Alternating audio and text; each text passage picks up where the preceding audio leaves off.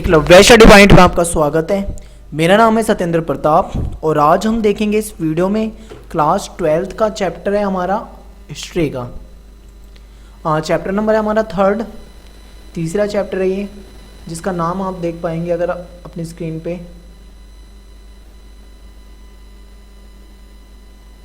Chapter number 3 है हमारा बंधुत्व, जाति तथा वर्ग। ठीक है, काफ़ी इंपॉर्टेंट चैप्टर है। महाभारत से रिलेटेड कुछ क्वेश्चन है इसमें और भी कुछ जाति प्रथा, इन सारी चीज़ों से रिलेटेड क्वेश्चन है। तो दोस्तों क्या था कि ये चैप्टर काफ़ी लंबा था, मैं इसे पढ़ रहा था तो पढ़ने में मुझे ये महसूस हुआ कि इसको पूरी तरीके से बना पाना तो पॉसिबल है नहीं। क्यों पॉसिबल नहीं है? क्योंकि चैप्टर काफ़ी बड़ा है। अगर मैं लिख के बनाता तो मैंने काफ़ी कोशिश करी थी लिखने की, तो हो नहीं पाता ये। तो ऐसे में क्या है, आपको NCERT की PDF से कुछ बताऊंगा, कुछ चीज़ें मैं लिख कर बताऊंगा। ठीक है, तो आपको वहाँ से समझनी है।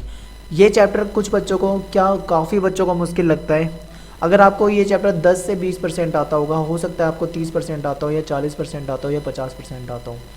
तो मैं ये तो नहीं कह रहा कि मैं आपको 100% ये समझा दूंगा, 100%, क्योंकि समय ज़्यादा नहीं है। लेकिन मैं आपको पहले से बेहतर ज़रूर बना दूंगा।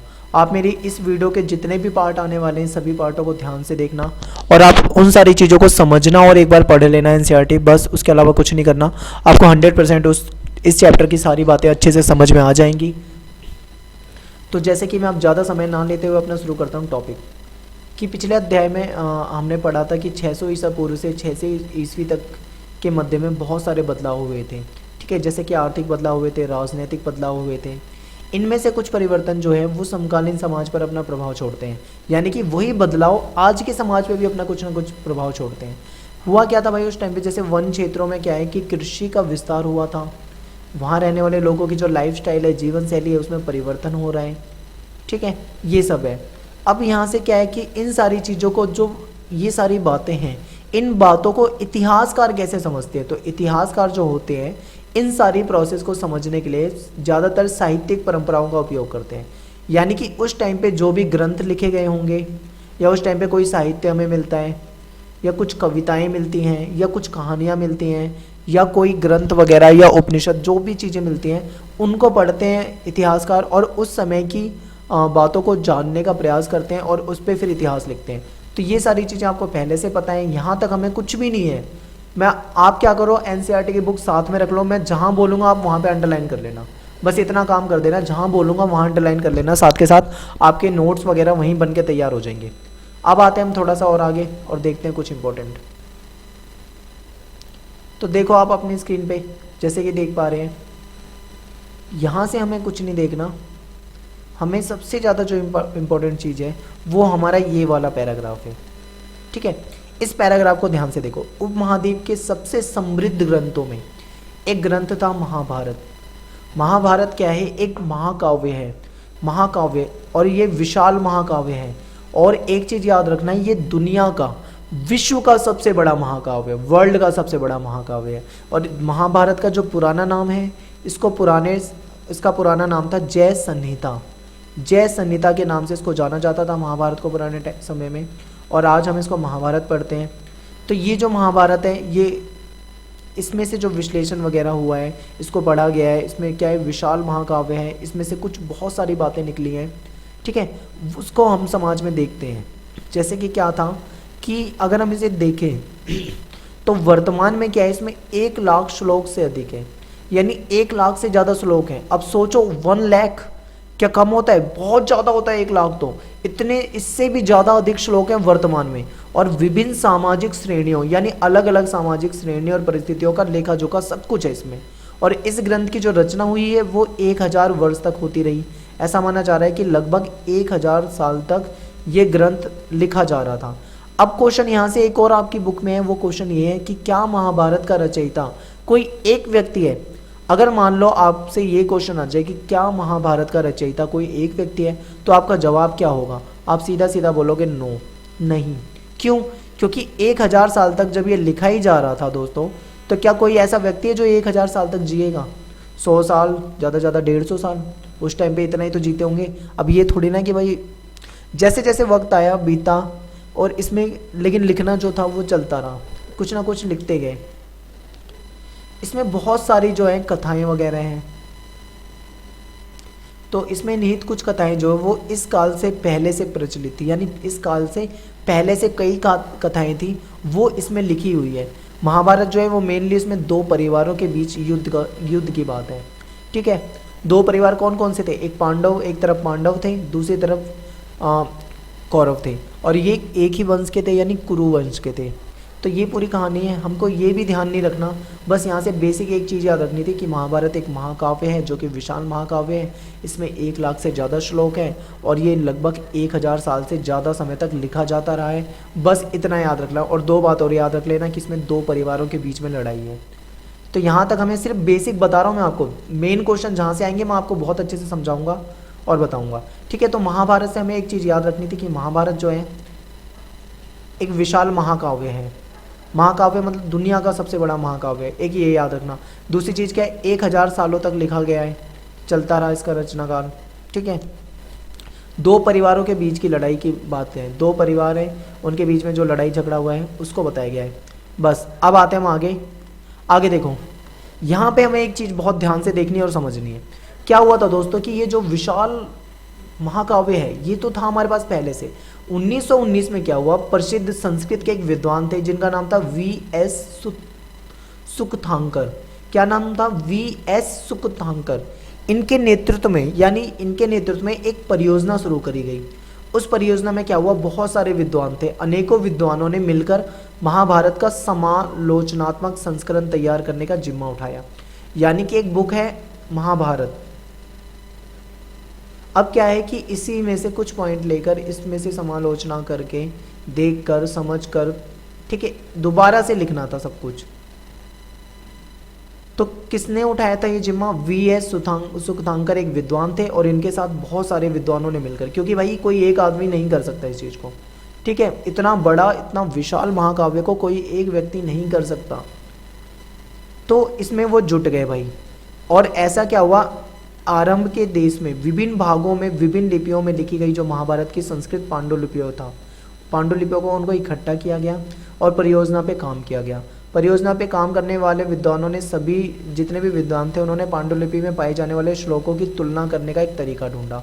उन्होंने देखा कि भाई अलग अलग तरह की पांडुलिपियाँ हैं और उसमें अलग अलग तरह के श्लोक लिखे हुए हैं। अब उन्होंने सोचा कि ये जो श्लोक लिखे हैं इनकी तुलना कैसे करी जाए। तो उन्होंने श्लोकों का चयन किया। उन्होंने कौन से श्लोकों को चुना, उन्होंने ऐसे श्लोकों को चुन लिया जो लगभग सभी पांडुलिपियों में पाए गए थे। अब पांडुलिपि क्या होता है ये तो आपको पता ही होगा, पांडुलिपि, ठीक है। आपको कमेंट में बताना है कि पांडुलिपि क्या होता है। और आपको अगर याद हो, मैंने वो वाला जो चैप्टर पढ़ाया था जहाँ पे मैंने शाही किताब खाना एक टॉपिक था, मुगल शासन में शाही किताब खाना, वहाँ पे पांडुलिपि बताया था, तो आपको पहले ही पता होगा। तो क्या हुआ कि भाई लगभग सभी पांडुलिपि में जो श्लोक पाए गए उनको चुना और उनका प्रकाशन किया, यानी उनको छपवाया, जो भी है उनको लिखा गया। 13,000 पृष्ठों में यानी 13,000 पेजों में फैले अनेक ग्रंथ खंडों में किया गया। इस परियोजना को पूरा करने में लगे 47 ईयर, यानी 47 साल लग गए इस पूरे काम को करने में। इस पूरी प्रक्रिया में दो बातें विशेष रूप से सामने आई। पहली क्या थी कि संस्कृत के कई पाठों के अनेक अंशों में समानता थी, कि कई पाठों में बहुत ज़्यादा समानता मिल रही थी। इस बात से स्पष्ट होता है कि समूचे पूरे उपमहाद्वीप में उत्तर में कश्मीर और नेपाल से लेकर दक्षिण में बात करें तो केरल तमिलनाडु तक सभी पांडुलिपियों में यह समानता देखने में आई। दूसरी बात क्या थी कि मतलब देखो हमारा भारत कुछ इस तरीके से, अगर हम मैप में देखेंगे, ठीक है, यूं ज़्यादा अच्छा नहीं बना है, कुछ इस तरीके से, यहाँ उत्तर से लेके नीचे दक्षिण तक जो भी मतलब पांडुलिपियाँ वगैरह मिली है उससे रिलेटेड उन सब में समानता थी काफ़ी ज़्यादा। एक ये बात समझ में आई। दूसरी बात स्पष्ट ये हुई कि कुछ शताब्दियों के दौरान हुए महाभारत के प्रेषण में अनेक क्षेत्रीय प्रभेद भी उभर कर रहा है, यानी कि कई जगह पे कुछ विभेद मिले, ठीक है। ये सारी चीज़ें थी। अब क्या करो, इसको छोड़ो यहाँ से, और यहाँ से क्या याद रखना है, ये याद रखना है कि 1919 में क्या हुआ था, महाभारत को दोबारा से मतलब संकलित करवाया गया था। V.S. सुकथांकर ये एक व्यक्ति थे, एक विद्वान थे, इनके और इनकी टीम ने मिलकर करा और लगभग इनको 47 साल लगे इस चीज़ को। 47 ईयर बहुत ज़्यादा होते हैं इस सारी चीज़ों को। बस इतना ध्यान रखना, क्वेश्चन यहाँ से भी कुछ नहीं बन रहा है। आगे देखो दूसरी बात ये देखने में आई कि कुछ शताब्दियों में महाभारत के प्रेषण में अनेक क्षेत्रीय विभेद उभर कर सामने आए, और ये 13,000 पृष्ठों में से आधे अधिक से प्रभेद ब्यौरा देते हैं। चलो ये भी पढ़ देता हूँ। इन प्रभेदों का संकलन, यानी संकलन का मतलब होता है इकट्ठा करना, मुख्य पाठ के पाठ टिप्पणियों और परिशिष्टों के रूप में किया गया। यानी कुछ कमेंट्स वगैरह में, और परिशिष्ट नहीं होते, पार्ट बना देते हैं, पार्ट 1 पार्ट 2 इस तरीके से परिशिष्टों के रूप में 13,000 पृष्ठों से आधे से भी अधिक उनमें प्रभेदों का ब्यौरा दिया गया। क्या विभेद है उन सब में ब्यौरा दिया गया है, बताया गया कि ये इन पेजों में ये डिफरेंस था, उनमें ये डिफरेंस लिखा हुआ था, यहाँ पे ये बातें थी, कुछ इस तरीके से। तो ये था। अब यहाँ से देखो एक चीज़ छोड़ो और यहाँ पे आओ आप,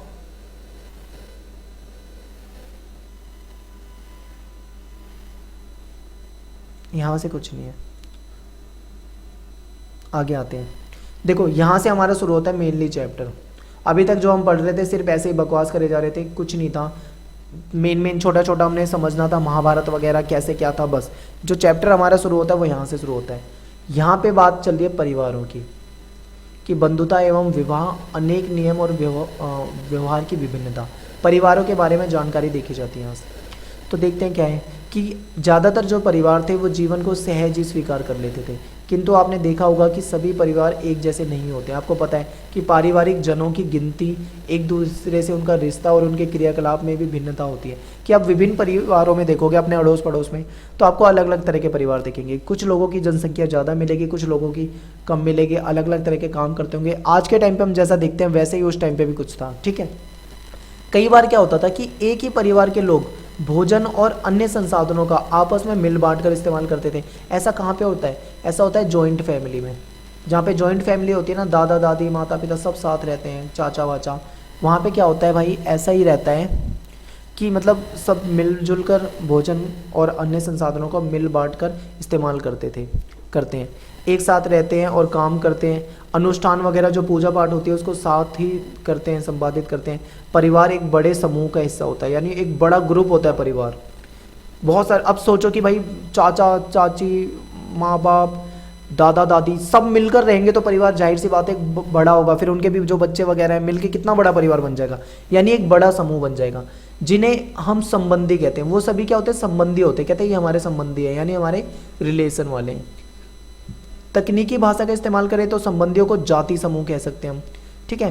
परिवार जो था, रिश्ते जो थे वो रक्त संबंध माने जाते थे, ब्लड रिलेशन माने जाते थे, किंतु इन संबंधों की परिभाषा अलग अलग तरीके से की जाती है। कुछ समाजों में क्या होता है, वहाँ पे ना भाई बहन जैसे चचेरे मौसेरे, हमारे जो कजन होते हैं, कजन, उनको क्या खून का रिश्ता माना जाता है कुछ समाजों में।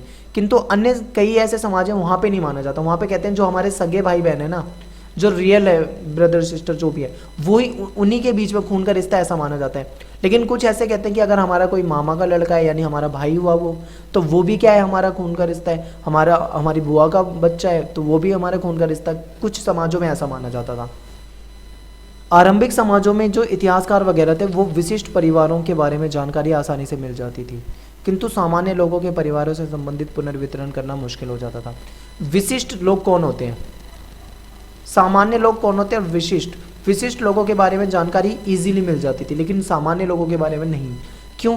विशिष्ट परिवार में ऐसे लोग आ जाएंगे जैसे राजा वगैरह हो गए, कोई धनाढ्य व्यक्ति हो गया जो बहुत फेमस है, इनको विशेष बोलेंगे, राजा, ठीक है, मंत्री वगैरह इनको।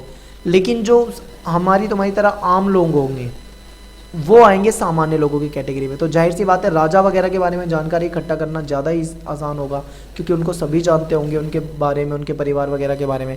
लेकिन जो आम लोग होते होंगे उनके बारे में जानकारी इकट्ठा कर पाना उतना आसान नहीं होता होगा। आप क्या करना, इन चीज़ों को भी थोड़ा थोड़ा पढ़ते रहना। जैसे कि देखो परिवार और बंधुता के लिए क्या शब्द प्रयुक्त किया गया। संस्कृत के जो ग्रंथ है ना उसमें कुल कहते हैं ना, ये इस कुल का है, वो उस कुल का है, यानी कुल शब्द का प्रयोग परिवार के लिए किया जाता था, और जाति का बांधवों के बड़े समूह के लिए किया होता था। पीढ़ी दर पीढ़ी किसी भी कुल के पूर्वज इकट्ठे रूप से एक ही वंश के माने जाते थे, ठीक है। ये थोड़ा सा आप पढ़ते रहना। यहाँ से आपको देखो क्या ध्यान रखना था कि परिवारों के बारे में जो जानकारी मिली है, ऐसा माना जाता था कि कुछ जगह पे कि मतलब जो हमारे कज़िन वगैरह होते हैं उनको ब्लड रिलेशन में माना जाता था, कुछ जगह पे ऐसा भी था कि जो ब्लड रिलेशन में नहीं होते उनको नहीं माना जाता था, यानी सिर्फ सगे भाई बहनों को माना जाता था। कुछ परिवार ऐसे होते थे जो जॉइंट फैमिली की तरह होते थे, जहाँ पे लोग मिलजुल कर रहते थे, यानी कि पूरा मतलब एक बड़ा समूह होता था जिसमें एक ही मतलब एक जगह खाना वाना उनका होता था, पूजा अनुष्ठान वगैरह में सब भाग लेते थे। तो ये कुछ परिवारों के बारे में जानकारी मिली। थोड़ा सा आगे बढ़ते हैं और देखते हैं और क्या है। देखो अभी पढ़ रहे थे ना हम कि विशिष्ट लोगों के बारे में जानकारी आसानी से इकट्ठी हो जाती है, लेकिन जो आसानी से मिल जाती है, लेकिन जो सामान्य लोग होते हैं उनके पारिवारिक संबंधों को पुनर्निर्मित करना मुश्किल हो जाता था। इतिहासकार जो होते थे वो परिवार और बंधुता संबंधी विचारों का विश्लेषण करते हैं। इनका अध्ययन इसलिए महत्वपूर्ण है क्योंकि इसमें लोगों की सोच का पता चलता है, ठीक है, उनके क्रियाकलापों वगैरह पे ध्यान दिया जाता है। इतिहासकार अगर कुछ भी लिखते हैं ना तो बहुत सारी बातों को ध्यान में रखते हैं। अब यहाँ पे एक वर्ड आता है, दो शब्द आए हैं, एक पितृवंशिकता एक मातृवंशिकता। पितृवंशिकता का मतलब होता है वंश परंपरा, यानी कि जैसे आपको पता है पिता, उसके बाद होगा उसका पुत्र, पुत्र के बाद उसका पुत्र, जो कि मतलब जिसे हम पौत्र बोलेंगे, यानी इसके लिए तो वो पौत्र हो गए हैं। और इसके बाद अगर इसका भी बेटा है तो वो क्या हो जाएगा, प्रपौत्र। पोता वगैरह नहीं होता, इसे पोता बोलते हैं आज के टाइम पे, तो ये इसका क्या हो जाएगा, प्रपौत्र हो जाएगा। यानी कि पितृवंशिकता में इस तरीके से था सब कुछ। मातृवंशिकता शब्द का इस्तेमाल हम तब करते हैं जब वंश परंपरा में माँ से जुड़ी होती है, ठीक है, लेकिन हमारा जो समाज था वो हमेशा से पितृसत्तात्मक समाज रहा है। पितृसत्तात्मक यानी कि जो पुरुष होता है परिवार में वही परिवार का मुखिया माना जाता था और उसके अकॉर्डिंग ही चला जाता था। और लड़के जो होते थे ना, लड़कों को बहुत वैल्यू दी जाती थी, लड़कियों को कम महत्व दिया जाता था। ये होता था हमारे समाज में। पितृवंशिक व्यवस्था के आदर्श। अब हम देखते हैं पितृवंशक जो व्यवस्था है इसमें क्या है। यहाँ से देखो महाभारत, यहाँ से बनता हमारा, यहाँ यह बांधवों के दो दल, एक कौरव थे, दो दल कौन से थे, एक कौरव था एक पांडव था। इनके बीच में क्या था, भूमि और सत्ता को लेकर हुए संघर्ष को बताता है महाभारत। यानी महाभारत में दो दल हैं, एक तरफ है कौरव, दूसरी तरफ है पांडव। इनके बीच में जो जमीन और सत्ता को लेकर जो लड़ाई झगड़े हुए थे उनके बारे में बताए थे। और ये जो थे ये किस वंश के थे, ये कुरु वंश के थे, ठीक है, हर कोई किसी ना किसी वंश का होता है, तो इनका जो वंश है वो कुरु वंश है, इस वंश के थे, जिनका एक जनपद पर शासन था। ये संघर्ष क्या था, एक युद्ध में परिणत हुआ, यानी इसका परिणाम क्या हुआ, एक युद्ध हो गया जिसमें पांडव जो थे वो जीत गए। इनके उपरांत, इनके बाद क्या हुआ, पितृवंशक उत्तराधिकारी को उद्घोषित किया गया, यानी कि पिता के बाद बेटा, बेटे के बाद ऐसे उत्तराधिकारी बनाए गए। हालांकि पितृवंशिकता महाकाव्य की रचना से पहले भी मौजूद थी। हम सिर्फ ये नहीं कह सकते कि मतलब महाभारत के बाद ऐसा हुआ है। अगर हम महाभारत से पहले देखें ना तो भी ऐसा होता था। हमारे समाज में हमेशा से ये चलता आ रहा है कि जो पिता होता है उसको वही घर का मुखिया होता है, उसी के अकॉर्डिंग सब कुछ चलेगा। और जो वहाँ पे महिला होती है, महिला को जो मतलब इसकी जो पत्नी होगी उसे क्या माना जाएगा, मतलब उसे पिता की संपत्ति के रूप में देखा जाता था। इस तरीके से आगे पढ़ेंगे हम उसके बारे में, तब बताऊंगा वहाँ से डिटेल में। महाभारत की जो मुख्य कथा वस्तु ने इस आदर्श को और मजबूत किया। पितृवंशिकता में क्या होता है कि पुत्र जो होता है वो पिता की मृत्यु के बाद क्या होता है, उसके संसाधन यानी उसके जो पैसे वगैरह या उसकी जो जायदाद वगैरह होती है, उसका सिंहासन वगैरह, उस पर अधिकार जमाता है। यानी पिता की मृत्यु के बाद जो मिलेगा पितृवंशिकता में किसको मिलेगा, उसके पुत्र को मिलेगा, ठीक है। बहुत सारे राजवंश ऐसे थे जो इस प्रणाली को मानते थे, ठीक है। लेकिन कभी एक चीज ऐसी भी पाई गई है, मान लो कभी किसी का पुत्र ना होने पर, कोई राजा है लेकिन उसका कोई पुत्र नहीं है, तो वो क्या करता था, वो अपने भाई, एक भाई को क्या कर सकता है, उत्तराधिकारी बना सकता है, यानी कि उसका एक भाई उत्तराधिकारी हो जाता था। तो कभी कभी जो होते थे बंधु बांधव सिंहासन पर अपना अधिकार जमाते थे। यहाँ से हमें एक चीज याद रखनी है दोस्तों, दो बातें बताई हमने। सबसे पहले क्या बताया कि जो पितृवंशिकता होती थी उसमें जो होता था उनका जो बेटा होता था, ठीक है, पितृवंशिकता में यानी राजा का बेटा होता था, वो मृत्यु के बाद उसके संसाधनों पर अधिकार जमाता था। दूसरी बात हमने पढ़ा है कि मान लो अगर राजा का कोई बेटा ही नहीं है तो राजा का कौन बनेगा, राजा का भाई जो होगा वो बन जाएगा, ठीक है। अब आते हैं हम थोड़ा सा और आगे, विवाह के नियम। देखो विवाह के नियम, यहां से हमें बहुत सारी चीजें पता लगेंगी। विवाह के नियम, जहां पितृवंश को आगे बढ़ाने के लिए पुत्र महत्वपूर्ण था। ऐसा माना जाता था जो पुत्र होगा वही वंश को बढ़ाता है, ठीक है, ये इसलिए पुत्र को क्या माना जाता था, महत्वपूर्ण माना जाता था। इस व्यवस्था में पुत्रियों को अलग तरह से देखा जाता था, यहीं से बन जाती है अलग अलग बातें, यानी वैल्यू किसकी ज़्यादा हो गई, पुत्र की, लेकिन जो पुत्रियों की वैल्यू है वो कम कर दी। पैतृक संसाधनों पर उनका क्या होता था, कोई अधिकार नहीं होता था, यानी जो बेटी होती है उसका पिता के संसाधनों पर कोई अधिकार नहीं होता था। अपने गोत्र से बाहर उनका विवाह कर देना ही अपेक्षित था, अपने गोत्र से बाहर उनका विवाह कर देना ही अपेक्षित था। एक चीज़ यहाँ पे आ रही है गोत्र, और आई होप कि आपको बहुत सारे बच्चों को गोत्र के बारे में अच्छे से जानकारी नहीं होगी, ठीक है। अब आपको पता होगा सेम जो गोत्र होता है उसमें शादी नहीं होती है, शादी किस में होती है, अलग अलग गोत्रों में। तो इसमें क्या होता था कि मतलब अपने गोत्र के बाहर जो होता था विवाह अपेक्षित था, यानी अपने गोत्र के बाहर विवाह करना होता था। इस प्रथा को क्या बोलते थे, बहिर्विवाह पद्धति कहते थे। और इसका तात्पर्य ये था कि जो ऊंची प्रतिष्ठा वाले परिवारों की कम उम्र की जो बेटियां वगैरह हैं, स्त्रियां, उनका जीवन बहुत सावधानी से नियमित किया जाएगा, यानी उनके जीवन के बारे में, उनके आगे की फ्यूचर के बारे में, उनकी शादी वगैरह किससे होनी है, ये सारी बातें बहुत सावधानी से देखी जाती थी। उचित समय पे उचित व्यक्ति के साथ क्या किया जाता था, उनका विवाह किया जाता था। एक उचित समय आने पे उनका विवाह होता था और एक अच्छे व्यक्ति से उनका विवाह कराया जाता था, ठीक है। तो उचित समय पे उचित व्यक्ति के साथ उनका विवाह किया जा सके। इसका प्रभाव ये हुआ कि भाई कन्यादान वाला सिस्टम आ गया एक, ठीक है, कन्यादान, ठीक है। तो इस तरीके से क्या था कि एक नया सिस्टम आया जिसे कन्यादान कहा जाता था, और विवाह में कन्या की भेंट को पिता का महत्वपूर्ण धार्मिक कर्तव्य माना जाता था। यानी ये कन्यादान जो हम सुनते हैं ना, ये एक ऐसा कर्तव्य माने जाने लगा पिता का कि ये धार्मिक कर्तव्य है, और इसको बहुत अच्छा माना जाता है कन्यादान। नए नगरों का उद्भव से, नए नगर के उद्भव से सामाजिक जीवन अधिक जटिल हुआ। नए नए नगर आने लगे, नगर बसने लगे, तो उससे क्या हुआ, सामाजिक जीवन था वो जटिल होने लगा था। यहाँ पर निकट और दूर से लोग आकर क्या करते थे, मिलते थे, और वस्तुओं की खरीद फरोख्त के साथ ही इनका नगरीय परिवेश में, आगे देखते हैं,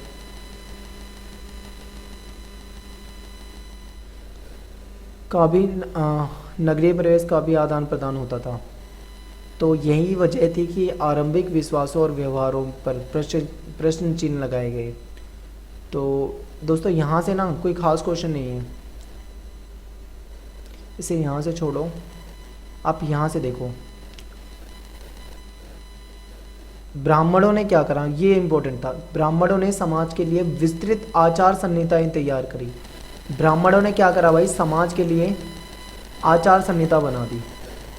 आचार संहिता क्या होता है, आचार संहिता होते हैं नियम, यानी ब्राह्मणों ने कुछ नियम बना दिए, शादी विवाह के नियम और बहुत तरह के नियम बना दिए, ना जाने कितने तरह के, ठीक है। और तैयार करी आचार संहिता विशेष। अब इन आचार संहिताओं का पालन करना होता था सबको, किंतु बाकी समाज को भी इसका अनुसरण करना पड़ता था। बनाया ब्राह्मणों ने था और सबको इसका क्या करना पड़ता था, इन बातों को मानना पड़ता था। लगभग 500 ईसा पूर्व से इन मानदंडों का संकलन धर्मसूत्र व धर्मशास्त्र नामक संस्कृत ग्रंथों में किया गया है, ठीक है। इसमें सबसे महत्वपूर्ण है मनुस्मृति। ये मनुस्मृति भी एक ग्रंथ है जिसमें कुछ बातें बताई गई थी, कुछ नियम बताए गए थे। ब्राह्मणों ने बहुत सारे नियम बनाए। आप ये देखते हो ना, अनुष्ठान करवाओ, ये पाप मिट जाएगा, वहां पर चले जाओ, ये हो जाएगा, ठीक है। तो ये नियमावली थी। ब्राह्मणों ने बोला अनुष्ठान करवाओ, ये हो जाएगा, वो हो जाएगा, बहुत तरह के नियम बना दिए। ये जो आज हम बहुत सारे नियम देखते हैं ना, फालतू के नियम, कुछ शायद होता भी हो ऐसा या ना होता हो, हमें नहीं पता, लेकिन ये जो बनाए हुए नियम है ब्राह्मणों के द्वारा बनाए गए थे। उस टाइम पे समाज के लिए बनाए थे इन्होंने, आचार संहिता वगैरह, इसको समाज में लागू किया गया था और लोगों को ये बातें माननी पड़ती थी। ऐसे ही मनुस्मृति एक ऐसा ग्रंथ था, इसमें भी कुछ नियम वगैरह थे, ठीक है। ये 200 ईसा पूर्व से 200 ईस्वी के बीच में मनुस्मृति लिखी गई थी, तो इसमें भी बहुत सारी ऐसी नियमावली है। ग्रंथों में के ब्राह्मण लेखकों का ये मानना था कि उनका दृष्टिकोण सार्वभौमिक है। मतलब जो ग्रंथों को जिन ब्राह्मणों ने लिखा है ना, उन्होंने ये बोला है कि जो हमारा दृष्टिकोण है ना वो सार्वभौमिक है। सार्वभौमिक का मतलब है कि हम पूरे समाज को देखकर, पूरे समाज की समस्याओं को समझकर हमने नियम बनाए, ऐसा कहना था। और उनके बनाए नियमों को सबके द्वारा पालन होना चाहिए। उन्होंने बोला था कि भाई हमने सबके हिसाब से नियम बनाए हैं और इनका पालन भी सभी के द्वारा होना चाहिए, किंतु वास्तविक सामाजिक संबंध कहीं अधिक जटिल थे, पर रियलिटी में कुछ और अलग था। आप देखते हो ना, ये जो वर्ण व्यवस्था, ब्राह्मण, क्षत्रिय, वैश्य, शूद्र, आप ये पढ़ते हो, ये क्या है? ब्रह्मा के मुख से इनका जन्म हुआ, बाजुओं से जन्म हुआ, पेट से हुआ, पैरों से हुआ, ये कहानियाँ कहाँ से आई है? ये सारी देन है ब्राह्मण की, ठीक है। उन्होंने ये कहानियाँ दी और इस तरीके से समाज को ऐसे ऐसे बांटा गया। इसमें क्या हुआ था भाई, एक अपने आप को तो इन्होंने रख लिया सबसे ऊंचे स्तर पे, ठीक है, और बाकी जो थे वो इनके नीचे है। यानी जो शूद्रों के साथ था वो सबसे ज़्यादा गलत बर्ताव होता था शूद्रों के साथ। तो ये सारी ऐसी वजहें थी जिससे समाज में बहुत सारी जटिलताएं पैदा हो रखी थी, ठीक है। वास्तविक समाज बहुत ज़्यादा जटिल था और इस बात को भी ध्यान में रखना चाहिए कि उपमहाद्वीप में फैली क्षेत्रीय विभिन्नता, वैरायटी, यानी कि अलग अलग तरह के लोग, संचार की बाधाओं की वजह से भी ब्राह्मणों का प्रभाव सार्वभौमिक कदापि नहीं था। और यहाँ पे कुछ इंपॉर्टेंट बातें अगर हैं तो बताता हूँ। हाँ, धर्मसूत्र और धर्मशास्त्र, विवाह के 8 प्रकार बताए गए थे, यानी 8 प्रकार के विवाह होते थे। और ये मेरे को पहले 8 प्रकार पता थे, मैंने लिख रखे थे अपने रजिस्टर में। हालांकि अब मेरे पे वो रजिस्टर नहीं मिला, नहीं तो मैं आपको वो 8 प्रकार बताता। जैसे कि गंधर्व विवाह, अंतरजातीय विवाह और ऐसे कई 8 प्रकार के विवाह बताए गए थे। तो वो 8 प्रकार के मान लो विवाह हैं, 1 2 3 4 इस तरीके से, 5 6 7 8, ठीक है। सब में अलग अलग तरीके से बातें बताई गई थी, इस तरीके से विवाह होते हैं। अब इसमें क्या था कि 8 प्रकार के जो विवाह थे उनमें से जो पहले 4 हैं वो सही माने जाते थे। अगर इस तरह की शादी हो रही है तो वो सही है और ठीक है, सही माने जाते थे। और अगर बाकियों को निंदित माना जाता था। बाकी अगर तरीके से विवाह हो रहा है तो वो निंदित, बेकार कहा जाता था। अब यहाँ पे क्या बात आती है कि ये विवाह कैसे है, मुझे थोड़ा सा याद है, जैसे मैंने पढ़ा था, मैं आपको बता देता हूँ। जैसे मान लो कोई लव मैरिज कर लेता है तो वो गलत था, ठीक है। और जैसे कि मान लो एक जाति का दूसरी जाति से क्या होता था, जैसे मतलब ऊंची जाति का नीची जाति से करे या फिर नीची जाति का ऊंची जाति से करे, तो ऐसे कुछ तरीके थे। बहुत सारे मैंने पढ़े थे, मेरे को हालांकि अच्छे से याद नहीं है, काफ़ी समय हो गया है। तो ऐसा कुछ सिस्टम था। तो इसमें से शुरू के जो 4 थे वो अच्छे माने जाते थे, बाद के जो 4 है वो बेकार माने जाते हैं, बस इतना याद रखना हमें। आगे बढ़ते हैं। स्त्री का गोत्र। अब भाई मैंने आपको बताया, शायद आपको अभी तक गोत्र समझ में ना आया हो, मैं आपको गोत्र बता देता हूँ कि गोत्र होता क्या है। इम्पोर्टेंट टॉपिक है गोत्र। क्या होता था दोस्तों, उस टाइम पे बहुत सारे ऋषि हुआ करते थे। जैसे कि मान लो मैं 2-4 ऋषियों के नाम लिखता हूँ। अगस्त ऋषि, एक अगस्त ऋषि थे, ठीक है। एक मान लो कि कश्यप ऋषि थे, और मान लो कि भाई गौतमी, या और भी कई तरह के थे। मान लो कोई नाम याद नहीं आ रहा मुझे, एक्स नाम के कोई ऋषि थे, हमने ऐसे ही मान लिया, ठीक है। अब क्या था कि बहुत सारे लोग थे जो इनके समर्थक थे, यानी वो अपने आप को इनका वंशज मानते थे। जैसे मान लो ये व्यक्ति हैं, ये सारे, ध्यान से इसे देखना, आपको मैं बहुत बड़ा टॉपिक समझाने वाला हूँ। क्योंकि गोत्र अक्सर क्या होता है, हम गलत समझते हैं और गलत पढ़ते हैं और गलत ही हमारे मन में रहता है कि कुछ लोग ऐसे होते हैं वो सरनेम को ही गोत्र समझ बैठते हैं कि जो उनका सरनेम है वही उनका गोत्र है, जबकि ऐसा नहीं होता है। गोत्र बहुत बड़ी चीज़ है, वो अलग तरीके से आई है। यानी मान लो ये सारे लोग हैं, वो कहते हैं कि हम अगस्त ऋषि के वंशज हैं, यानी उनका जो गोत्र हो जाएगा वो अगस्त गोत्र हो जाएगा, ठीक है। अब देखो, कुछ लोग ऐसे हैं जो कहते हैं कि भाई हम कश्यप ऋषि के वंशज हैं, यानी हम इस ऋषि के वंशज हैं। ये क्या बोलेंगे, ये बोलेंगे कि भाई हम है ना, हम इन ऋषि के वंशज हैं, हमारा जो गोत्र है वो कश्यप है।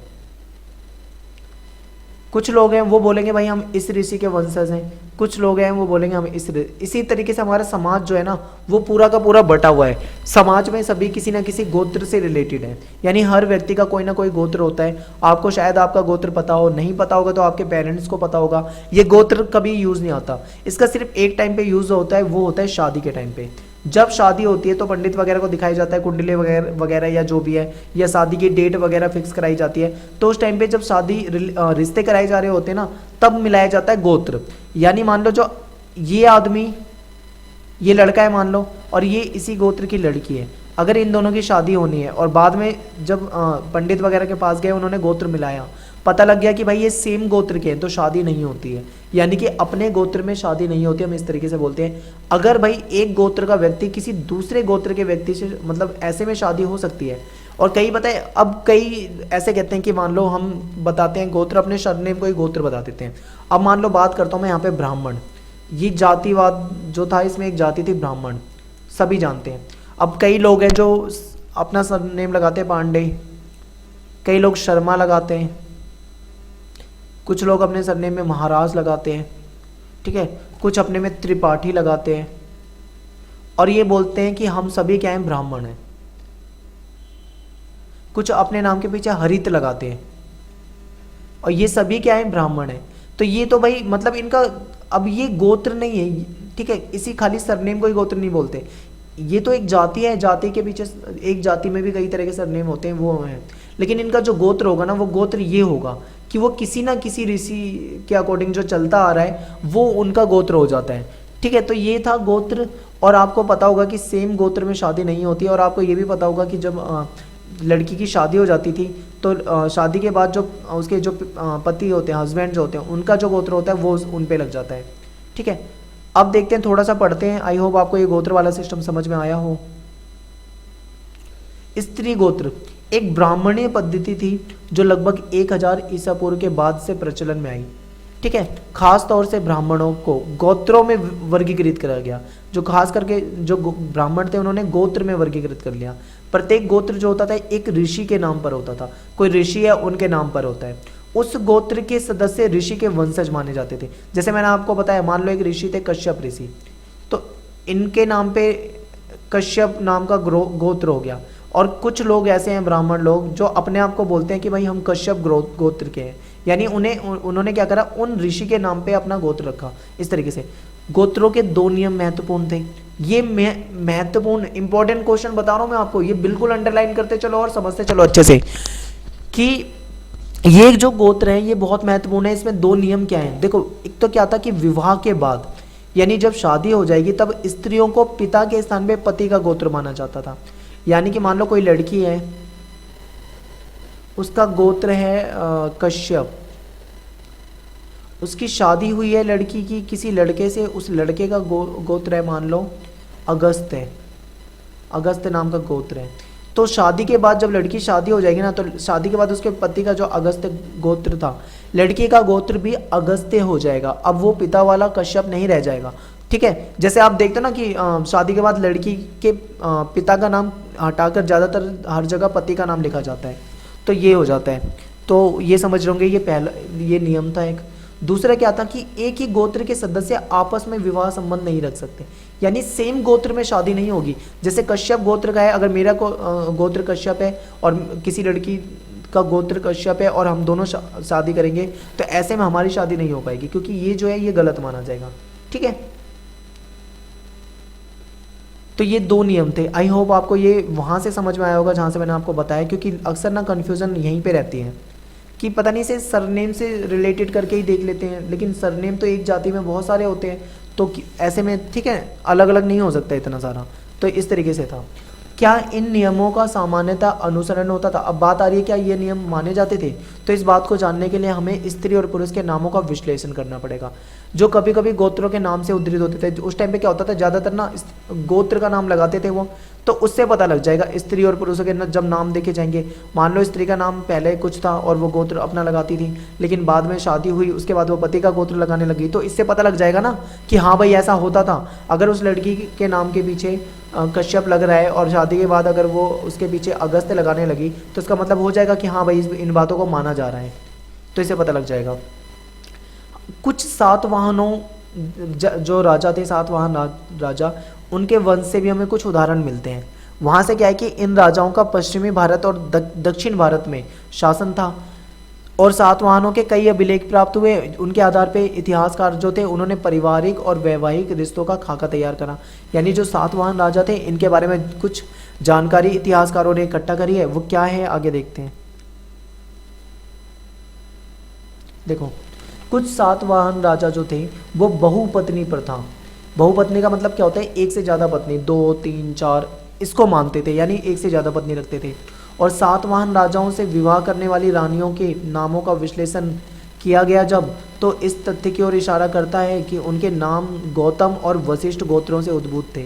यानी वो किस गोत्र से थे? गौतम गोत्र से और वशिष्ठ गोत्र से। ये ऋषियों के नाम है, ध्यान रखना। और उनके पिता के उद्भूत थे, जो उनके पिता के गोत्र थे।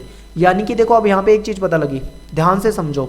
थोड़ी देर पहले हमने ये पढ़ा है कि लड़की का जो गोत्र होता था, शादी के बाद लड़के का जो हस्बैंड का गोत्र होता था वो माना जाता था। यहाँ पे हमने सातवाहनों में देखा, यहाँ पे बहुपत्नी प्रथा है, यानी एक व्यक्ति, एक राजा ज़्यादा पत्नियां रख सकता है। और जब उनके नामों का विश्लेषण किया गया तो वो गौतम और वशिष्ठ गोत्रों से मिले, तो उनके जो कि उनके पिता के गोत्र थे। यानी कि शादी के बाद वैसे पिता का नहीं माना जाता, लेकिन यहाँ पे पिता का गोत्र था। इससे क्या पता लगा? इससे ये पता लगा कि यहाँ पे विवाह के बाद भी अपने पति कुल में गोत्र को ग्रहण करने की अपेक्षा, जैसे ब्राह्मणी व्यवस्था में अपेक्षित था, उन्हें पिता के गोत्र के नाम ही कायम रखा। यहाँ पे शायद थोड़ा सा कंफ्यूज हो रहा हो कोई बच्चा, तो मैं आपको दोबारा समझा देता हूँ। देखो, ब्राह्मण पद्धति में क्या था, उन्होंने ये बोला था कि लड़की का शादी से पहले जो गोत्र है, शादी के बाद उसका वो गोत्र चेंज हो जाएगा, उसके जो पति का गोत्र है वो गोत्र हो जाएगा। यानी उसके जो नेम वगैरह में जो चेंजेस करेंगे वो पति के गोत्र से कर देंगे। ये है ब्राह्मण पद्धति। लेकिन जो सातवाहन राजा है, यहाँ पे भाई इसका अपोजिट है। यहाँ पे क्या है? यहाँ पे जो लड़की का गोत्र शादी से पहले रहता है, यानी जो पिता का गोत्र लगता है, शादी के बाद भी लड़की का गोत्र वही रहता है। यानी यहाँ पे चेंज नहीं माना गया है। समझ गए आप? तो बस इतना सा था। इससे ये पता चलता है कि कुछ रानियां एक ही गोत्र से थी, ठीक है, तथा बहिर्विवाह पद्धति के नियमों के विरुद्ध था। और वहाँ पे एक चीज़ ये भी थी, ब्राह्मणों के सिस्टम में हमने एक चीज़ ये पढ़ी थी कि सेम गोत्र में शादी नहीं होगी, कुछ ऐसा पढ़ा था। और लेकिन यहाँ पे ऐसा मिला है कि यहाँ पे एक ही गोत्र की थी, यानी कि सेम गोत्र में ही शादी कर ली है। तो ऐसे में क्या है कि बहिर्विवाह जो पद्धति थी, यानी जो ब्राह्मणों ने जो नियम बनाए थे, उन नियमों के विरुद्ध काम हुआ है यहाँ पे सातवाहनों राजाओं में। वस्तुतः यह उदाहरण एक वैकल्पिक प्रथा, अंतर्विवाह पद्धति अर्थात बंधुओं में विवाह संबंध को दर्शाता है, जिसका प्रचलन दक्षिण भारत के कई समुदायों में है। यानी कि दक्षिण भारत में ऐसा कई जगह होता था जहाँ पे क्या होता था, अंतर्विवाह हो जाता था। जैसे कि भाई ममेरे चचेरे भाई बहन के साथ जोड़े गए विवाह संबंधों को की वजह से सुगठित समुदाय उभर पाता था। यानी कि यहाँ पे क्या होता था, जो हमारे चचेरे ममेरे और ऐसे भाई बहन है ना, जो कजिन वगैरह हैं, इनसे विवाह संबंध हो सकते थे, ठीक है, ऐसा होता है। लेकिन अगर हमारे इसमें देखें, हिंदू है हम, तो हिंदू वाले सिस्टम में भाई जो हमारी कजिन वगैरह होती है, जो हमारी बहन होती हैं, उनसे ऐसा कभी पॉसिबल नहीं है। दूर दूर तक मिला लिए जाते हैं रिश्ते, कहीं मतलब कोई दूर दूर की भी बहन ना निकल जाए, ठीक है। लेकिन कुछ समुदाय ऐसे होते थे कि वहाँ पे ये सारी चीज़ें पॉसिबल थी और ऐसा होता था। संभवतः उपमहाद्वीप के और भागों में अन्य वैरायटी मौजूद थी, किंतु उन्हें विशिष्ट ब्यौरे को पुनर्निर्मित कर पाना संभव नहीं हो पाया। तो ये हम पढ़ रहे हैं गोत्र वगैरह कैसे क्या था, विवाह पद्धति क्या थी, ब्राह्मणों ने कैसे विवाह पद्धति बनाई, ये सारी चीज़ें। आई होप आपको ये चीज़ें समझ में बहुत अच्छे से आ रही होंगी। दोस्तों कमेंट करके एक बात ये ज़रूर बता देना कि मैं आपको ये जो पढ़ा रहा हूँ, क्या आपको इस तरीके से समझ में आ रहा है या नहीं आ रहा, क्योंकि अब लिख कर समझा पाने का टाइम नहीं है, समय बहुत ज़्यादा कम है हमारे पास। तो ऐसे में हम इसी तरीके से पढ़ा सकते हैं मेन चीज़ें। और आगे मैं आपको क्वेश्चन आंसर करवा दूंगा, जो दूसरा तीसरा जो भी पार्ट आएगा उसमें। फिलहाल आपको बेसिक समझा देता हूँ चैप्टर में है क्या। अब अगला पॉइंट है कि क्या माताएं महत्वपूर्ण थी। आपको तो पता है भाई, हमारा समाज जो है, हमारे समाज में पितृसत्तात्मक समाज है, पिता महत्वपूर्ण होता है। अब क्वेश्चन बनता है कि क्या माताएं महत्वपूर्ण थी। तो हमने पढ़ा है कि सातवाहन राजाओं को उनके मातृ नाम यानी माता के नाम से उद्भूत किया जाता था। तो इससे प्रतीत होता है कि माताएं जो थी वो महत्वपूर्ण थी। कहाँ पे? सातवाहनों में।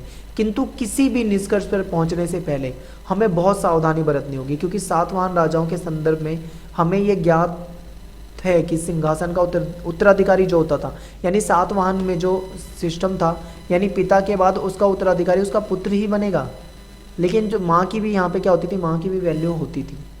तो इस तरीके से किसी निष्कर्ष पे पहुँच पाना थोड़ा मुश्किल है, लेकिन फिर भी यहाँ पे मतलब माँ की जो वैल्यू होती थी वो होती थी। अब देखो सामाजिक विषमताएं, समाज में भाई बहुत सारी विषमताएं थी। क्या थी कि कुछ लोग ऐसे होते थे जो समाज में बहुत ऊंचे दर्जे के माने जाते थे। जैसे मैं बात करूं ब्राह्मण। कुछ लोग ऐसे होते थे समाज में बहुत नीचे दर्जे के माने जाते थे, जैसे कि भाई शूद्र, ठीक है। तो ये थी विषमताएं यानी कि विभिन्नताएं। तो अब देखते हैं, जाति शब्द आपने सुना ही है कि हमारे देश में कितनी जाति प्रथा है, आप बहुत अच्छे से जानते हो। तो जाति से ही क्या होता है, सामाजिक वर्गीकरण को दर्शाया जाता है। धर्म सूत्र और धर्मशास्त्रों में एक आदर्श व्यवस्था का उल्लेख किया गया था। ब्राह्मणों का मानना था भाई कि ये व्यवस्था जो है, जिनमें स्वयं को उन्होंने पहला दर्जा प्राप्त हुआ है, यानी आपको पता है ब्राह्मणों को पहला दर्जा प्राप्त है। ब्राह्मणों ने ये बोल दिया कि ये एक दैवीय व्यवस्था है। दैवीय व्यवस्था मतलब भगवान से मिली हुई है ऐसी व्यवस्था, ऐसा कहना इनका। इन्होंने बोला कि शूद्र जो है, शूद्र और अस्पृश्यों को सबसे निचले स्तर पर रखा जाता है। इस व्यवस्था का दर्जा संभवतः जन्म के अनुसार निर्धारित था। यानी कि इसका मतलब ये है कि ये एक दैवीय व्यवस्था है। ये जो शूद्र और ये सारी कहानी पढ़ते हैं, ये भगवान से ऊपर से बन कर आई है, जबकि ऐसा नहीं था। ये समाज में बनाए गए नियम थे। आगे मैं आपको समझाऊंगा इस चीज को। देखो यहाँ पे क्या है, जन्म के अनुसार होता था। जो ब्राह्मण है ना, ब्राह्मण एक ऊंचे समाज, मतलब समाज में ऊंचा स्थान था। ब्राह्मण का बेटा ब्राह्मण ही होगा जन्म के आधार पे, और वो उसका दर्जा हमेशा ऊंचा ही रहेगा, चाहे वो बिल्कुल नालायक हो, उसे कुछ भी ना आता हो, किसी प्रकार की कोई भी नॉलेज ना हो, लेकिन वो क्या माना जाएगा, ऊंचे दर्जा का माना जाएगा। अब बात करते हैं क्षत्रिय। क्षत्रिय का काम क्या होता था भाई, अब इनके काम भी डिवाइड थे। आपको पता होगा ब्राह्मणों का काम था अनुष्ठान करवाना, पूजा वगैरह करना, मंत्र वगैरह पढ़ना, दान लेना, दान देना, और सलाह वगैरह देते थे ये राजाओं वगैरह को। तो ये सारे काम होते थे ब्राह्मणों के, यानी समाज में एक अच्छा दर्जा मिलता था ब्राह्मण को। क्षत्रिय जो होते थे उनका, ये ब्राह्मणों से नीचे आते थे। इनका काम होता था राजा बनना, शासन करना, लड़ाई करना, युद्ध करना, और अनुष्ठान करवाना, यानी पूजा पाठ करवाना, जनता की भलाई के लिए काम करना। ये सब क्षत्रिय के काम थे। फिर इसके बाद वैश्य आते हैं। इसमें जैसे व्यापारी वगैरह होते हैं, जो व्यापार बिजनेस वगैरह होता है, ठीक है, व्यापार वगैरह, ये सारे क्षत्रियों के काम होते थे।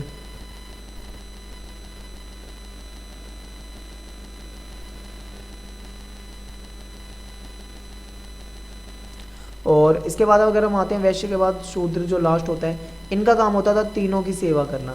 यानी जो निचले काम होते हैं, जो सबसे निचले काम हो गए, सफाई वगैरह हो गई, या फिर और भी कुछ ऐसे काम जो कि निचले स्तर के माने जाते थे, वो इनके थे। ब्राह्मणों का कहना था ये दैवीय व्यवस्था, यानी भगवान ने बनाई है, और ये जन्म के अकॉर्डिंग था कि क्षत्रिय का बेटा क्षत्रिय ही होगा, वैश्य का बेटा वैश्य ही रहेगा, और शूद्र का बेटा शूद्र ही रहेगा।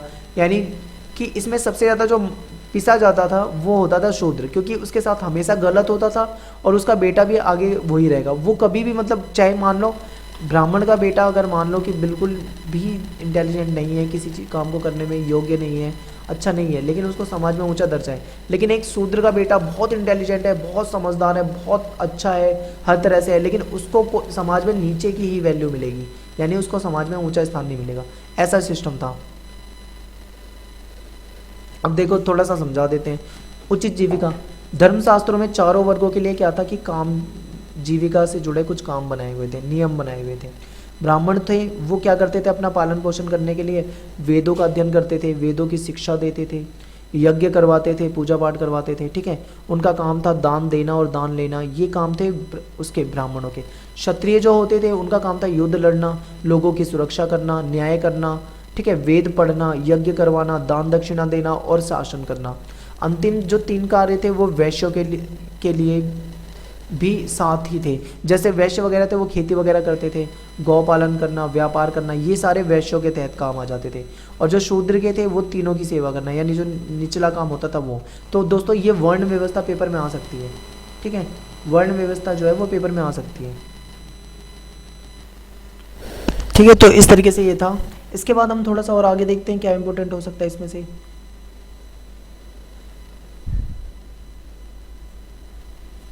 तो ये जो नेक्स्ट टॉपिक है उचित जीविका। अब देखो भाई यहाँ पे क्या है,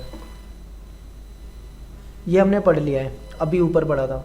अब यहाँ पे हमें एक पॉइंट रह रहा था कि ब्राह्मणों ने ये जो सिस्टम था ना, इसको लागू करवाने के लिए 2-3 नीतियाँ अपनाई। क्या था, एक तो ये था कि सबसे पहला जो पॉइंट बनेगा वो ये था कि वर्ण, इन्होंने ये बताया कि जो वर्ण व्यवस्था की उत्पत्ति हुई है ना, ये एक दैवीय व्यवस्था है, यानी ये भगवान का दिया हुआ है। दूसरा क्या है कि वे शासकों को ये उपदेश देते, यानी राजा को ऐसा उपदेश देते थे कि वो इस व्यवस्था के नियमों को अपने राज्यों में लागू करवाए, यानी राजा की जिम्मेदारी है कि उसका जो भी राज्य है उसमें इन व्यवस्था को लागू करवाने का काम है राजा का। तीसरा क्या था, उन्होंने लोगों को विश्वास दिलाने का प्रयत्न किया कि उनकी जो प्रतिष्ठा है उनकी प्रतिष्ठा जन्म पर आधारित है, किंतु ऐसा करना आसान बात नहीं थी। इन मानदंडों को बहुधा महाभारत जैसे अनेक ग्रंथों में वर्णित कहानियों द्वारा बल प्रदान किया गया। अब यहाँ से देखो, मैं आपको एक एग्जाम्पल देता हूँ, आपको अच्छे से समझ में आएगा कि आपकी टेक्स्ट बुक में क्वेश्चन है और मैं आपको बुक में अपने साथ लेके बैठा हूँ, मैं आपको बुक में से खोल के एक क्वेश्चन बताता हूँ। अगर आप भी बुक लेके बैठे हैं तो आप अपनी बुक में से एक क्वेश्चन देखना, मैं वहाँ से थोड़ा सा समझा दूंगा, आपको अच्छे से समझ में आ जाएगा। क्वेश्चन नंबर ये है, आपका क्वेश्चन नंबर है फोर्थ क्वेश्चन ये है कि किन मायनों में सामाजिक अनुबंध की बौद्ध अवधारणा समाज के ब्राह्मणीय दृष्टिकोण से भिन्न थी, पुरुष पे आधारित। आगे हम पढ़ेंगे वहाँ पे ये चीज़ आएगी, लेकिन मैं आपको थोड़ा सा इंट्रोडक्शन दे देता हूँ, आप समझ जाओगे कि ब्राह्मणों ने तो बता दिया भाई ऐसा ऐसा सिस्टम है, ये जो हमने पढ़ा है सारा, लेकिन जो बौद्ध धर्म के जो ग्रंथ थे ना उनके अकॉर्डिंग इन सारी चीज़ों को काट दिया गया, यानी मना कर दिया। भाई बौद्ध धर्म में ये कहा कि ये जो तुम जाति प्रथा फैला रहे हो ना, और तुम ये कह रहे हो जाति प्रथा की ये मतलब ये दैवीय शक्तियों की देन है, ऐसा है वैसा है ब्राह्मणों को, उन्होंने बौद्ध धर्म ने बोला ये सब गलत है।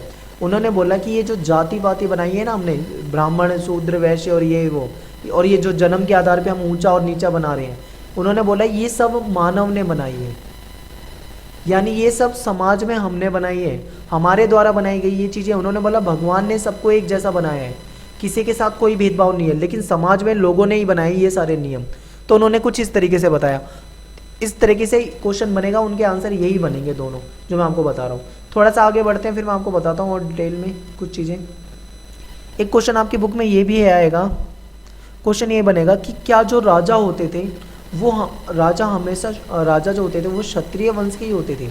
तो आपने तो अभी यही पढ़ा है कि जो क्षत्रिय वंश के लोग हैं उनका काम है राज्य करना, यानी कि शासन करना, शासन चलाना, लोगों की मदद करना और ठीक है युद्ध करना, लोगों को बचाना, ये सारे काम क्षत्रिय के हैं, शासन करना।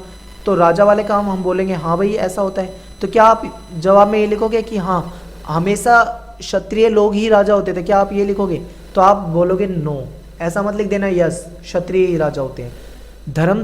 धर्मशास्त्रों में ये कहा गया है, बिल्कुल कहा गया है कि जो क्षत्रिय हैं वो क्या है, उनका काम है शासन करना। लेकिन ये धर्मशास्त्र लिखे किसने हैं? ब्राह्मणों के द्वारा। ये जो आचार संहिता है ये बनाई किसने है? ब्राह्मणों ने बनाई है। अब देखो बात क्या आती है, अब बात यहाँ पे ये आती है दोस्तों कि हमेशा क्षत्रिय ही राजा नहीं होते थे, कभी कुछ कुछ अक्षत्रिय जो कि क्षत्रिय नहीं थे वो भी राजा थे। ठीक है, जो क्षत्रिय नहीं थे वो भी राजा थे। अब कैसे थे थोड़ा सा इनको पढ़ेंगे, उसके बाद मैं आपको बताता हूँ, क्योंकि आपकी बुक में क्वेश्चन है, बाद में हम जब क्वेश्चन आंसर करेंगे इसके तो वहाँ पे ये सारी चीज़ें आपको बहुत ईजी लगेगी।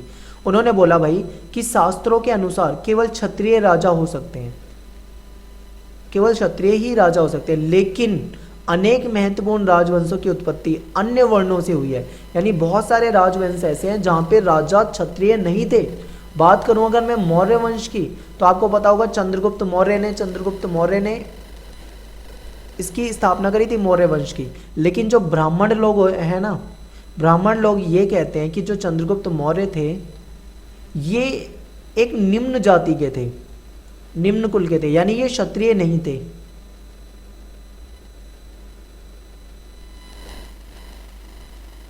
ठीक है, लेकिन जो बौद्ध धर्म के हैं, दूसरे धर्म के लोग हैं, वो ये कहते हैं कि भाई ये क्षत्रिय थे। तो इस पर ना इतिहासकारों में बहुत ज़्यादा विवाद रहा है, बहुत ज़्यादा विवाद रहा है।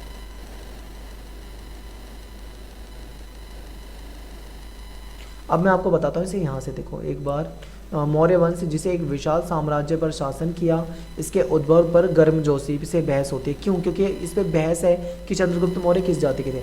बौद्ध ग्रंथ हैं वो इशारा करते हैं कि ये जो हैं ये क्षत्रिय हैं, लेकिन जो ब्राह्मण हैं वो कहते हैं कि ये निम्न कुल के हैं, यानी इनमें विवाद है। शुंग और कण्य ये भी मौर्य के उत्तराधिकारी थे, यानी मौर्य शासन जब खत्म हुआ उसके बाद कभी जो और शासन आए, जैसे उनमें क्या थे, उसमें शुंग और कण्व ये उनके उत्तराधिकारी थे जो कि ब्राह्मण थे। अब बात तो चल रही है हमेशा क्षत्रिय ही राजा होते हैं, लेकिन यहाँ पे हमने क्या पढ़ा, हमने पढ़ा कि निम्न कुल के भी राजा बने हुए, ब्राह्मण लोग, जो कि मतलब ब्राह्मण राजा नहीं होते, ब्राह्मण जो होते हैं वो अपने आप को राजा से भी ऊपर रखते हैं, ठीक है। वो उनका काम शासन चलाना नहीं, बल्कि उनका काम कुछ और था। लेकिन यहाँ पे हमने क्या देखा, हमने ये देखा कि जो निम्न कुल के लोग हैं वो भी राजा बने हैं, हमने ये देखा जो ब्राह्मण जाति के लोग हैं वो भी राजा बने हैं। और आगे देखते हैं, आगे और भी बहुत सारी चीज़ें मिल सकती हैं। वस्तुतः राजनीतिक सत्ता का उपभोग हर व्यक्ति कर सकता था, ठीक है। जो राजा बन सकता था वो हर व्यक्ति बन सकता था, लेकिन क्या उसके पास क्या होनी चाहिए, उसके पास होनी चाहिए ताकत, उसके पास होनी चाहिए समर्थन, संसाधन और ताकत। आपने देखा होगा कि कई बार ऐसा हुआ है कि राजा को मारकर कई लोग राजा बने हैं। जैसे कि चंद्रगुप्त मौर्य थे, ये भी तो किसी को मारकर ही राजा बने थे, किसी को युद्ध में हराकर ही राजा बने थे। आपने घनानंद सुना होगा, घनानंद को हराकर, युद्ध में हराकर चंद्रगुप्त मौर्य राजा बने। तो ऐसे ही ऐसे भी हुआ कि जो लोग मतलब ताकतवर थे, उन्होंने क्या करा, राजा को मारकर सत्ता हासिल करी। तो जरूरी नहीं है कि क्षत्रिय हैं वही बन सकते हैं। अब आगे देखो, एक और उदाहरण बताता हूँ। जो शक है, ये भी एक वंश है। शक, ये मध्य एशिया से आए थे भारत में, मिडल एशिया से आए थे भारत में। और ब्राह्मण, मलेक्ष, बर्बर और अन्य देशी माने जाते थे। इनको माना जाता था कि ये मलेक्ष हैं, बेकार हैं, बर्बर हैं, मतलब बर्बर का मतलब बहुत ज़्यादा कठोर है, निर्दयी लोग हैं, और अन्य देशी यानी कि किसी दूसरे देश के, विदेशी मानते थे। लेकिन संस्कृत के संभवतः, आगे बढ़ते हैं, देखते हैं फिर लेकिन संस्कृत के जो लेख वगैरह उसमें देखते हैं, उसमें बताया कि प्रसिद्ध शक राजा, एक राजा थे जिनका नाम था रुद्रदामन, फेमस थे। इन्होंने क्या बनाई थी, इन्होंने सुदर्शन जो झील है, सरोवर, उसका निर्माण करवाया था इन्होंने, उसके जीर्णोद्वार का, उसमें इनके बारे में वर्णन मिलता है, ठीक है। ये शक्तिशाली राजा थे, इन्होंने बहुत अच्छे काम करे थे। लेकिन ये जाति कौन थी, इनकी मलेक्ष थे, यानी ये मतलब अच्छी जाति के नहीं माने जाते थे, मलेक्ष माने जाते थे। लेकिन ये फिर भी क्या थे, राजा थे। तो यहाँ से हमें क्या पता लगता है, हमें ये पता लगता है कि भाई अगर ये कहा जाए, क्वेश्चन पेपर में ऐसा आ जाए कि क्या क्षत्रिय ही हमेशा राजा थे, तो हमारा जवाब होगा नहीं, क्षत्रिय ही हमेशा राजा नहीं होते थे, बल्कि क्षत्रियों के अलावा भी अन्य समुदाय के लोग भी राजा बन सकते थे। अब देखो, एक कहानी है, उसमें बताया गया कि सातवाहन कुल के सबसे प्रसिद्ध शासक गौतमी पुत्र श्री सतकर्णी, नाम क्या है इनका, श्री सतकर्णी, थोड़े नाम मुश्किल है, ध्यान रखना। इन्होंने स्वयं को अनूठा ब्राह्मण बताया, और इन्होंने बोला क्षत्रियों का दर्प का हनन करने वाला, क्षत्रियों का हनन करने वाला। और उसने ये भी दावा किया कि 4 वर्णों के बीच विवाह संबंध होने पर उस पर रोक लगाई, 4 वर्णों के बीच विवाह संबंध होने पर उसने रोक लगा दी, किंतु फिर भी रुद्रदामन के परिवार से उसने विवाह संबंध स्थापित करे। तो ये कुछ कहानियाँ हैं, इन पे मत जाओ। मेन चीज़ें जो हमने पढ़ी थी, 4 वर्ण होते थे, 4 वर्ण के बारे में जान लिया, ब्राह्मणीय पद्धति क्या थी उसके बारे में जान लिया, और हमने महिलाओं की स्थिति के बारे में जान लिया, पितृसत्तात्मक समाज के बारे में पढ़ा है, और हमने वर्ण व्यवस्था में जो नियम वगैरह थे उसको माना जाता है या नहीं माना जाता उसको पढ़ा। क्षत्रिय लोग होते थे, क्या हमेशा क्षत्रिय ही राजा होते थे, हमने ये पढ़ा। तो हमने यहाँ से क्या है, बहुत सारी चीज़ों को पढ़ा है।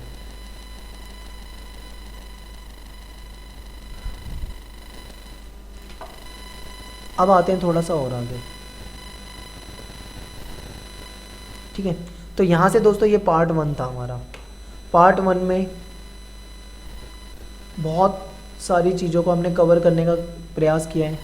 अगर आपको गोत्र वगैरह और ये टॉपिक जो मैंने बताए, अगर आपको अच्छे से समझ में आ गए हैं तो आप बता देना कमेंट करके, क्योंकि आप कमेंट अगर अच्छे करोगे और आपको समझ में आया होगा तो ही मैं इसका पार्ट 2 बनाऊँगा इस तरीके से, ठीक है। और पसंद आए तो लाइक कर देना, अपने दोस्तों में शेयर कर देना ज़रूर। पार्ट 2 में क्या करेंगे, हम जो सेकंड पार्ट आएगा, आगे के जो टॉपिक हैं उन सारे टॉपिक को कवर करने की कोशिश करेंगे। वीडियो काफ़ी लंबा हो गया है, अगला वीडियो भी लंबा ही बनाएंगे, कम से कम 1 घंटे में ख़त्म।